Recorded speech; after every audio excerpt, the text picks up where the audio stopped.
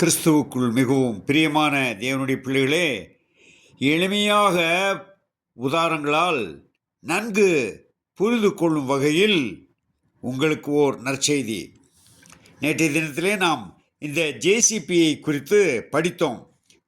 பாருங்க, இந்த ஜேசிபி அழகான இடமாக அசுத்தம் நிறைந்த இடத்தை சுத்தம் செய்யும். அதைப்போல மனிதனுடைய இருதயம் இருக்கிறது. அந்த இருதயத்தை இயேசு கிறிஸ்து இரத்தத்தினால் சுத்தமாக்கும் என்று நாம் படித்தோம்.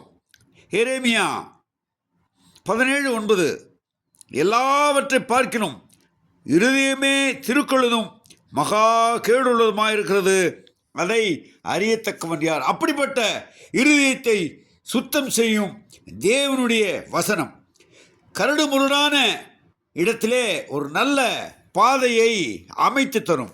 இதை குறித்து லூக்கா சுவிசேஷத்தில் 3ஆம் அதிகாரத்தில் 3:4 இந்த வசனத்தை நான் வாசிக்கிறேன்.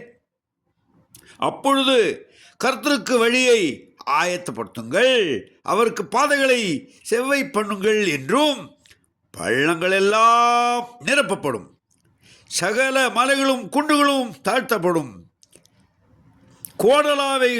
கோணலானவைகள் செவ்வையாகும், கரடானவைகள் சமமாகும் என்றார். பாருங்க, ஆண்டவராக இயேசு கிறிஸ்துவின் சுவிசேஷ வல்லமைக்கு எப்படிப்பட்ட ஒரு காரியம் இருக்கிறது, இதை நாம் அறிந்து கொள்ள வேண்டும்.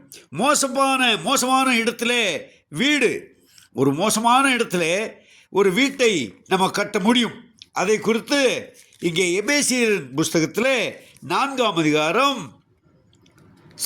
எபேசியர் 2ஆம் அதிகாரம் 21-22 அவர் மேல் மாளிகை முழுவதும் இசைவாய் இணைக்கப்பட்டு கர்த்தருக்கு பரிசுத்த ஆலயமாக எழும்புகிறது. அவர் மேல் நீங்களும் ஆவியினாலே தேவனுடைய வாசஸ்தலத்தை கூட்டி கட்டப்பட்டு வருகிறீர்கள். பாருங்க, இதுதான் தேவனுடைய சுவிசேஷ ஊழியரின் பணி. தேவன் தம்முடைய வல்லமையான வசனங்களை சுவிசேஷ ஊழியர் மூலமாக இந்த உலகத்திலே தமது பணியை நிறைவேற்றி வருகிறார். அருமையான தேவனுடைய பிள்ளைகளே, ஒரே ஒரு வசனத்தை நான் வாசிக்கிறேன், அது மிகவும் பிரயோஜனமாக இருக்கும். காரணம், கர்த்தருடைய வசனமே நம்முடைய வாழ்க்கையை சீர்படுத்தும். இதை குறித்து ரோமருக்கு எழுதின நிருபம் 10ஆம் அதிகாரம் 15ஆம் வசனத்தை நான் வாசிக்கிறேன். அனுப்பப்படாவிட்டால் எப்படி பிரசங்கிப்பார்கள்? சமாதானத்தை கூறி நற்காரியங்களை சுவிசேஷமாய் அறிவிக்கிறவனுடைய பாதங்கள் எவ்வளவு அழகானவைகள் என்று எழுதியிருக்கிறதே.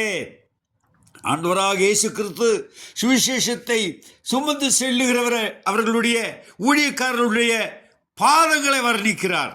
ஆனால் இன்றைய நாட்களிலே ஒரு பரிதாப நிலை, பெரிய பெரிய தலைவர்களும் போதர்களும் பிஷப்மார்களும் ஐயர்மார்களும் பாஸ்டர்மார்களும் பெரிய இடத்துல, ஆனால் சுவிசேஷ ஊழியர் மட்டும் ஒரு கடையாந்திர இடத்துல தள்ளப்பட்டிருக்கிற ஒரு பரிதாப நிலை. இது நல்ல இயேசு கிறிஸ்துவின் அன்பை ருசித்த அனுபவித்த தேவ பிள்ளைகள் இப்படி செய்ய மாட்டார்கள்.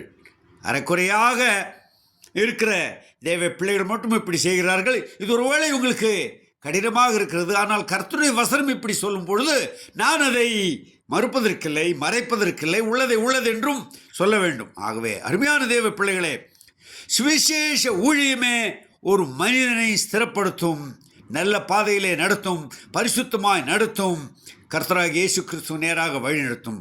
தேவனுக்கு சித்தமானால் நாளை தினத்திலே நாம் இதை குறித்து இன்னும் சற்று ஆழமாக சிந்திக்கலாம்.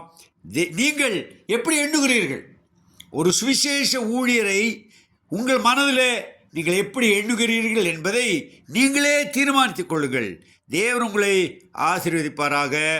ஆமேன், ஆமேன்.